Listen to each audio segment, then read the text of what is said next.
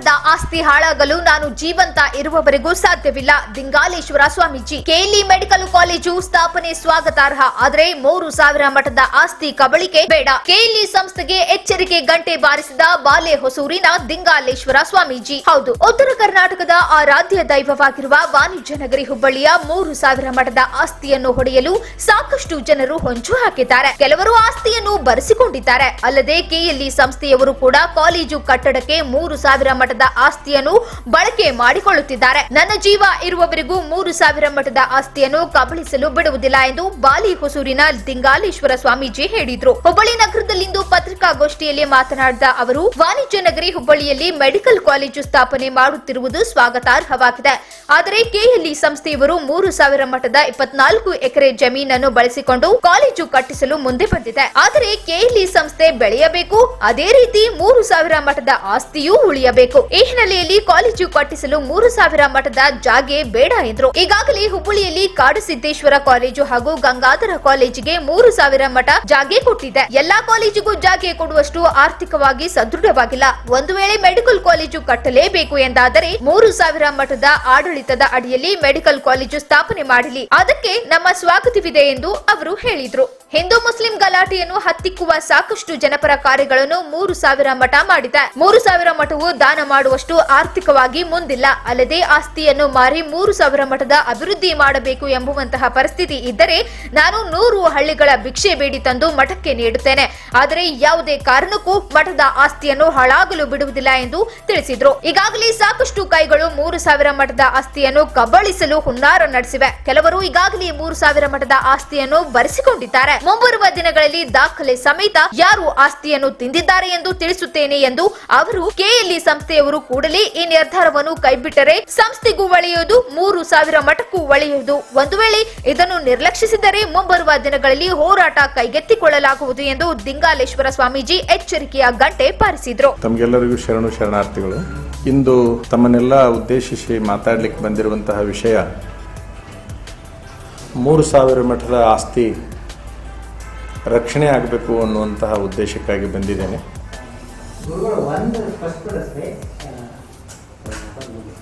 ಏನಂತಂದ್ರೆ ಈ 3,000 ಮಠದ ಭಕ್ತರಾಗಿ ಇದನ್ನ ಹೇಳಕತ್ತಿರೋ ಅಥವಾ ಪೀಠಾಧಿಪತಿ ಅಂತೂ ಇಲ್ಲ.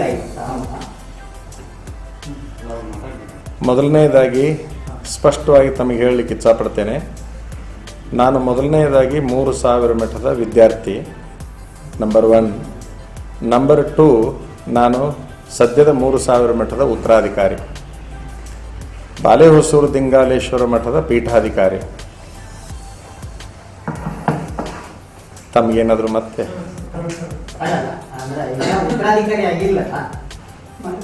ನೀವು ಹಂಗೆ ಅನ್ಕೊಂಡಿರಿ. ಅದೆಲ್ಲ ತಮ್ಮ ಕಾಗದ ಪತ್ರಗಳನ್ನು ಈ ಹಿಂದೆ ಬಿಡುಗಡೆ ಮಾಡೀನಿ. ಆ ವಿಷಯವಾಗಿ ಇಲ್ಲೇ ನಾನು ಸದ್ಯಕ್ಕೆ ಉತ್ತರಾಧಿಕಾರದ ವಿಚಾರವಾಗಿ ನಾನು ಬಂದಿಲ್ಲ. ಅದು ಸರಿಯೋ ತಪ್ಪೋ ಮುಂದೆ ನೋಡೋಣಂತೆ. ಈಗ ನಾನು ಬಂದಿದ್ದು ಬಹಳ ಮುಖ್ಯವಾದ ವಿಚಾರ, ಅದು ಡಿಸ್ಟರ್ಬ್ ಆಗಬಾರ್ದು ಅಂತ ಅನ್ಕೊಳ್ತೀನಿ. ತಮಗೆ 3,000 ಮಠದ ಆಸ್ತಿಯನ್ನು ಅಲ್ಲೆಲ್ಲೇ ಕೊಡುವಂತಹ ಒಂದು ವ್ಯವಸ್ಥೆ ಆಗಿದೆ. ಆ ಪ್ರಕಾರವಾಗಿ ಕೆಎಲ್ಇ ಸಂಸ್ಥೆಯವರಿಗೆ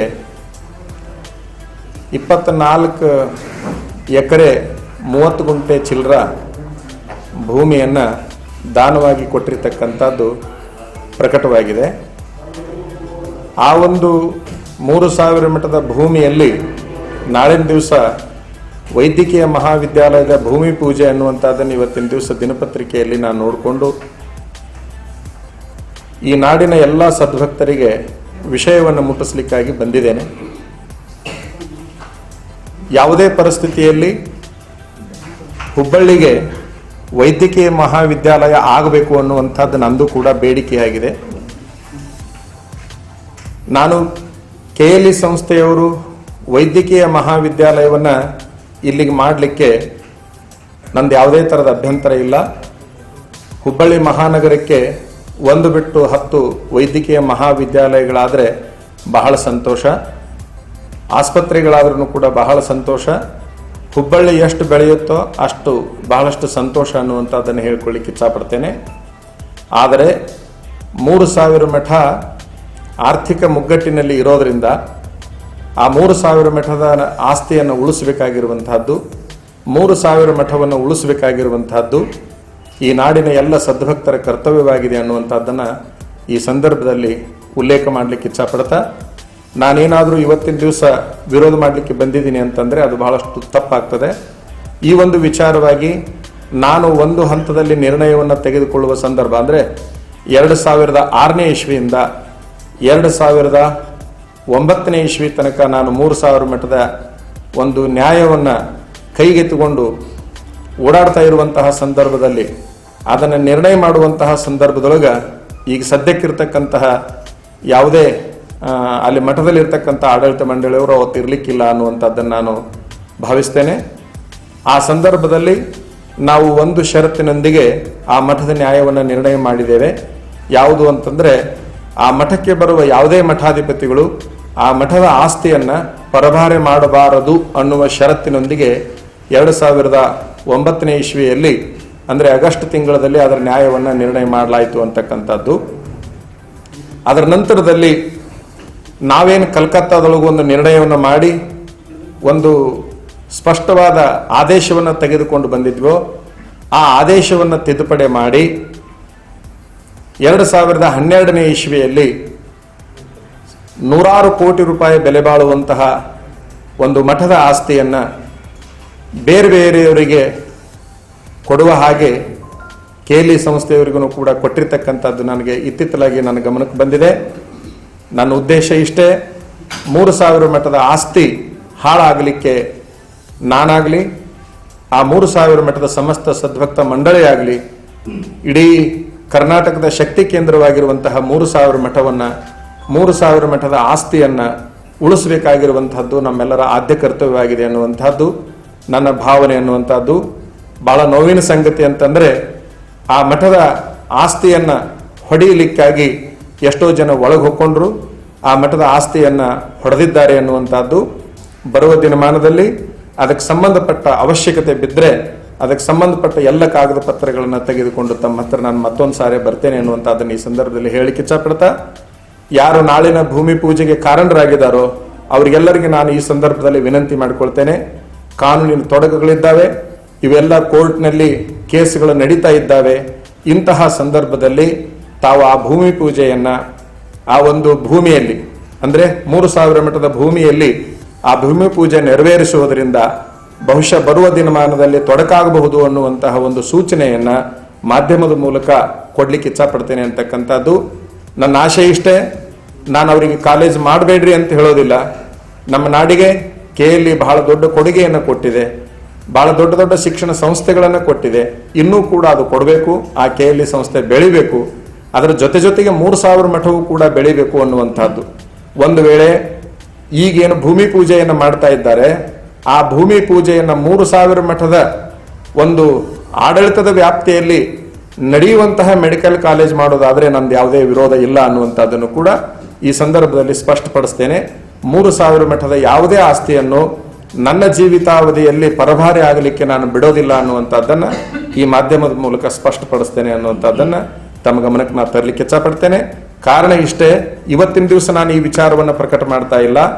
ಈ ಹಿಂದೆ 2009ನೇ ಇಸ್ವಿಯಲ್ಲಿ ಎಲ್ಲ ಹಿರಿಯರ ಗಮನಕ್ಕೆ ತೆಗೆದುಕೊಂಡು ಬಂದು ಒಂದು ಕಾಗದ ಪತ್ರವನ್ನು ಕಲ್ಕತ್ತಾದಲ್ಲಿ ನಾವು ಮಾಡಿಸಿದ್ದಿದೆ ಅನ್ನುವಂಥದ್ದು.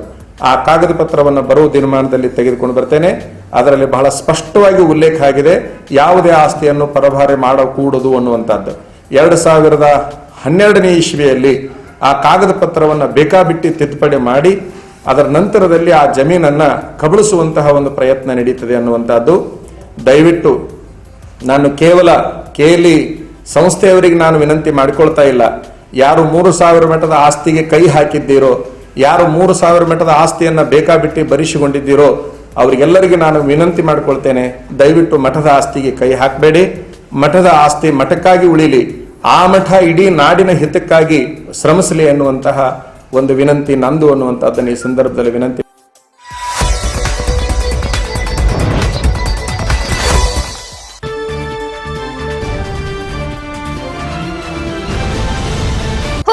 ಸ್ಥಳೀಯ ಜಗದೀಶ್ ನಗರದ ಆಶ್ರಯ ಬಡಾವಣೆಗಳ ಫಲಾನುಭವಿಗಳಿಗೆ ಮನೆಗಳನ್ನ ನೋಂದಣಿ ಮಾಡಿಕೊಡಿಸುವುದಾಗಿ ನಂಬಿಸಿ ಕೆಲವರಿಂದ ವಂಚನೆ ಮಾಡಲಾಗುತ್ತಿದೆ ಎಂದು ಜಗದೀಶ್ ನಗರದ ಆಶ್ರಯ ನಿವಾಸಿಗಳ ಹಿತರಕ್ಷಣಾ ಸಮಿತಿ ಆರೋಪಿಸಿದೆ. ಹುಬ್ಬಳ್ಳಿ ನಗರದಲ್ಲಿಂದು ಮಾತನಾಡಿದ ಜಗದೀಶ್ ನಗರ ಆಶ್ರಯ ನಿವಾಸಿಗಳ ಹಿತರಕ್ಷಣಾ ಸಮಿತಿ ಕಾರ್ಯದರ್ಶಿ ಪ್ರೇಮನಾಥ್ ಚಿಕ್ಕತುಂಬಳ್, ಹುಬ್ಬಳ್ಳಿ ಧಾರವಾಡ ಪಶ್ಚಿಮ ವಿಧಾನಸಭಾ ಕ್ಷೇತ್ರದ ಜನಪ್ರತಿನಿಧಿಗಳ ಹಲವು ಶಿಷ್ಯಂತರುಗಳು ಜಗದೀಶ್ ನಗರ, ವಾಜಪೇಯಿ ನಗರ, ರಾಮನಗರ ಆಶ್ರಯ ಬಡಾವಣೆ ವ್ಯಾಪ್ತಿಯಲ್ಲಿ ಮಹಾನಗರ ಪಾಲಿಕೆಯನ್ನೇ ಹಿಂದಕ್ಕೆ ಸರಿಸಿ ತಾವೇ ಆಶ್ರಯ ನೋಂದಣಿ ಮಾಡಿಸಿಕೊಡುತ್ತೇವೆ ಎಂದು ಹೇಳುತ್ತಾ ಈ ಬಡಾವಣೆಗಳ ಆಶ್ರಯ ಫಲಾನುಭವಿಗಳ ದಾಖಲಾತಿ ಪಡೆದುಕೊಂಡು ಬಡ ಫಲಾನುಭವಿಗಳಿಂದ ಹಣದ ಬೇಡಿಕೆಯನ್ನು ಮಾಡಲಾಗುತ್ತಿದೆ ಎಂದು ಗಂಭೀರವಾಗಿ ಆರೋಪಿಸಿದರು.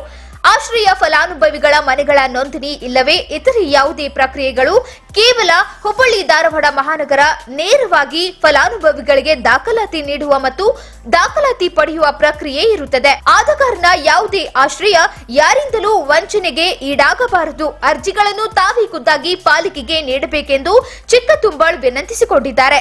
ಸಮಿತಿಯ ವೆಂಕಟೇಶ್ ದೇಸಾಯಿ, ಸುಭಾಷ್ ಮೆಹರವಾಡೆ, ಗಿರೀಶ್ ಬಳ್ಳಾರಿ, ಚೆನ್ನಮ್ಮ ಪಡೇಸೂರ್, ಕಲಲಮ್ಮ ಹಿತ್ತಲಮನಿ, ಗಿರಿಜಮ್ಮ ಕ್ಯಾಲಕೊಂಡ ಮುಂತಾದವರು ಉಪಸ್ಥಿತರಿದ್ದರು. ಪಶ್ಚಿಮ ವಿಧಾನಸಭಾ ಕ್ಷೇತ್ರದಲ್ಲಿ ಅಲ್ಲಿಯ ಜನಪ್ರತಿನಿಧಿಗಳು, ಶಾಸಕರು ಮತ್ತು ಪಾಲಿಕೆಯ ಮಾಜಿ ಕಾರ್ಪೊರೇಟರ್ ಇವರ ಶಿಷ್ಯಂದರು ನಮಗೆ ಮನೆಗಳನ್ನು ನೋಂದಣಿ ಮಾಡಲಿಕ್ಕೆ ನಾವು ಅರ್ಜಿಗಳನ್ನು ಕೊಡ್ತಾ ಇದ್ದೀವಿ. ಆ ಅರ್ಜಿಗಳನ್ನು ತುಂಬಲಿಕ್ಕೆ ನಿಮ್ಮ ದಾಖಲಾತಿಗಳನ್ನು ತೊಗೊಂಡು ಕೊಡ್ರಿ ಅನ್ನುವಂಥ ವಾಟ್ಸಪ್ ಲೇಖನಗಳನ್ನು ಮತ್ತು ಫೋನ್ ಕರೆಗಳನ್ನು ಮಾಡಿ ಫಲಾನುಭವಿಗಳ ಕಡೆಯಿಂದ ದಾಖಲಾತಿಗಳನ್ನು ಸಂಗ್ರಹಿಸ್ತಾ ಇದ್ದಾರೆ. ಅವರಿಗೆ ತಪ್ಪು ಮಾಹಿತಿಯನ್ನು ಏನು ಕೊಡ್ತಾ ಇದ್ದಾರೆ ಅಂದರೆ 15,000 ರೂಪಾಯಿಗಳು ಖರ್ಚಾಗ್ತಿದ್ವು ನೋಂದಣಿ ಮಾಡಲಿಕ್ಕೆ. ಆದರೆ ಅದನ್ನು ಶಾಸಕರು ಕಡಿಮೆ ಮಾಡಿಸಿದ್ದಾರೆ. ಸ್ವಲ್ಪ ಫೀಸ್ ಮಾತ್ರ ಖರ್ಚಾಗುತ್ತೆ, ನೀವೆಲ್ಲ ದಾಖಲಾತಿಗಳನ್ನು ತಂದುಕೊಡ್ರಿ, ನಾವು ನಿಮ್ಮ ಮನೆಗಳನ್ನು ನೋಂದಣಿ ಮಾಡಿ ಕೊಡ್ತೀವಿ ಅಂತೇಳಿ ತಾರೇಹಳ್ಳದಲ್ಲಿರುವಂತಹ ವಾಜಪೇಯಿ ನಗರ, ರಾಮನಗರ ಮತ್ತು ಜಗದೀಶ್ ನಗರದಲ್ಲಿ ಅವರ ಶಿಷ್ಯಂತರುಗಳ ಬಣ ಇವತ್ತು ಈ ರೀತಿ ಆಶ್ರಯ ಫಲಾನುಭವಿಗಳಿಗೆ ದಿಕ್ಕು ತಪ್ಪಿಸುವಂಥ ಕೆಲಸವನ್ನು ಮಾಡ್ತಾರೆ. ಈ ಕೆಲಸ ನೇರವಾಗಿ ಮಹಾನಗರ ಪಾಲಿಕೆಯಿಂದ ನಡೆಯತಕ್ಕದ್ದು. ನಿರ್ದೇಶನ ಇದೆ, ನಿಯಮ ಇದೆ. ಪಾಲಿಕೆಯವರು ಇನ್ನೂ ಆ ಕೆಲಸ ಪ್ರಾರಂಭ ಮಾಡೇ ಇಲ್ಲ. ಆದರೆ ಪಾಲಿಕೆಯ ಮಧ್ಯವರ್ತಿಗಳಂತೆ ಏನಿವರು ಜನಪ್ರತಿನಿಧಿಗಳ ಶಿಕ್ಷಣವನ್ನು ವರ್ತಿಸ್ತಾ ಇದ್ದಾರೆ, ಅದನ್ನು ನಾವು ಇವತ್ತಿನ ದಿವಸ ಮಾಧ್ಯಮದ ಮೂಲಕ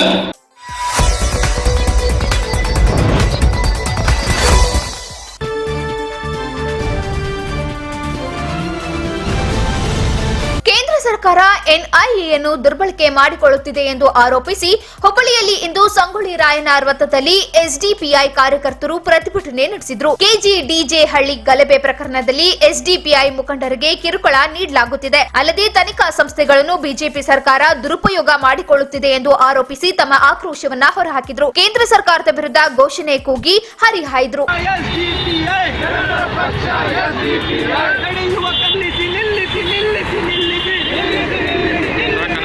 ಇನ್ನೊಂದು 5 ನಿಮಿಷಕ್ಕೆ ಅಮಾಯಕರ ಬಂಧನ ನಿಲ್ಲಿಸಿ ನಿಲ್ಲಿಸಿ ನಿಲ್ಲಿಸಿ ನಿಲ್ಲಿಸಿ ನಿಲ್ಲಿಸಿ ನಿಲ್ಲಿಸಿ.